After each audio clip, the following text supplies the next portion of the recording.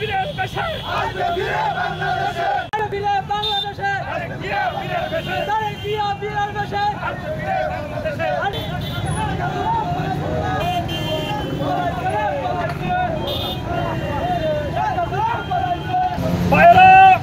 আমি গৌরীপুরবাসীর পক্ষ থেকে আপনাদেরকে একটি সুসংবাদ জানাইতে চাই।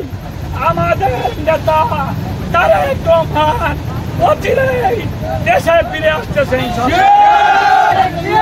আমাদের নেত্রী, আমাদের মা তাকে মুক্তি দিতে বাধ্য হয়েছে ইনশাল্লাহ। আমরা আওয়ামী লীগের মতো নৈরাজ্য করতে চাই না, আমরা চাই শান্তি।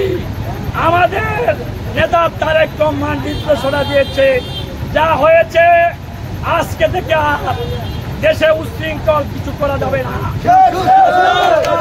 ভাইদের উদ্দেশ্যে বলতে চাই, এখন থেকে আপনারা মন্দির পাহারা দিবেন।